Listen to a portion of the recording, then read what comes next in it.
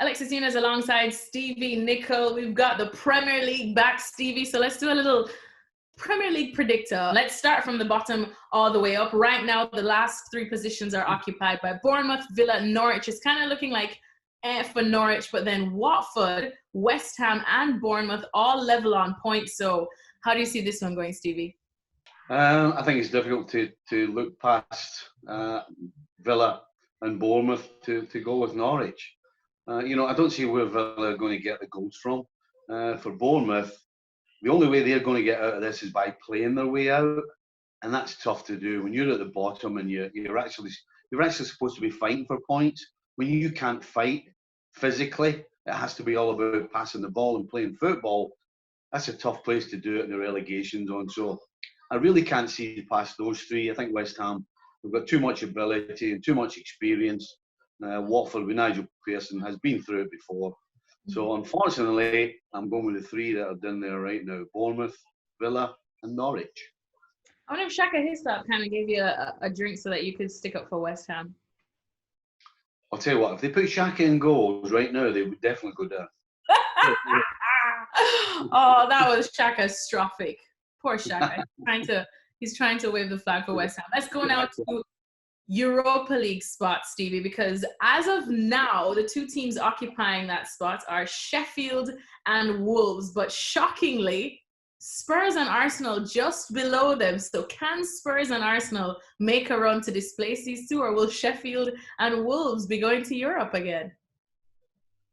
To be honest, I think this is down to Spurs and the likes of Arsenal to get back to where we think they're supposed to be. I mean, it's a long time. It's a good 12 months since either of these teams have put a consistent run of not just good form, but winning games together. Mm-hmm. And the other two, Wolves and Sheffield United, they've been so consistent, which is why they're where they are, that you know what you're getting from these two teams. Every time you step on the field, you know what you're going to get. You can't say that about Spurs and Arsenal. Both of these sides, in any given game, will give you a little flicker of, wow, this is what they're capable of, and then they let you down. That's kind of been their story, both of these sides, particularly Spurs over the last 12 months, and Arsenal for probably longer than that. So, you know what? I'm going to stick with Wolves and Sheffield United. Wow. Well, I mean, I suppose for Arsenal, we've seen that they've got serious problems on the pitch. It sounds like they do have some problems off the pitch as well, as we've been talking with our London correspondent, James Ollie. But Spurs, they do have a certain Harry Kane that's at least supposed to come up against Manchester United. How much does that, I suppose, help Spurs' cause, if any at all? Even though we know we haven't seen Harry Kane in a long while, he still is Harry Kane. Right.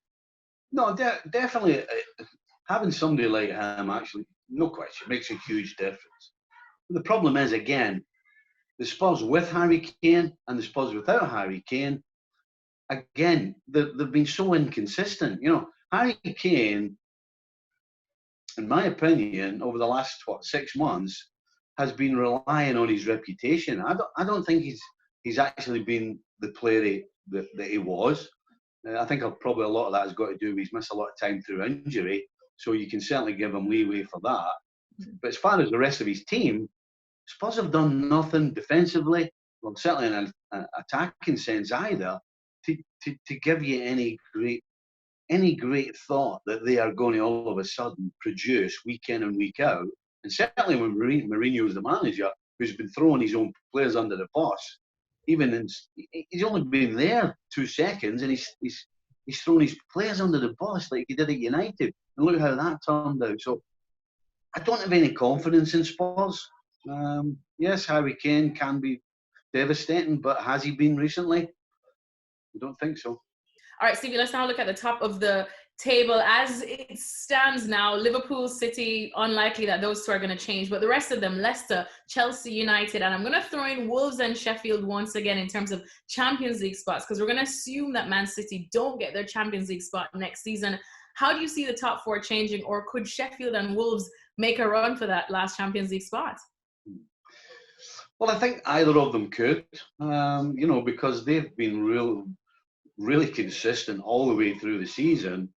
And the team sitting in the last spot, your team, Man United, other than that spell leading up to the stoppage of the Premier League, that was the only time they'd put a decent run together. Now, I think the real question here is the return of Paul Pogba going to upset what United did before the break? Because with Bruno Fernandes, they really got into a rhythm and they really started playing well. They really started doing everything right.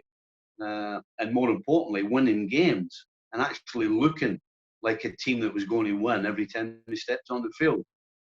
With Paul Pogba coming in, does that change the dynamic of the team? And if it does, that's what's going to give Wolves and Sheffield United a chance, because they are going to pick up points, no question. Probably the same sort of rate as they've done all season. Are Man United going to falter, or are Man United going to get better?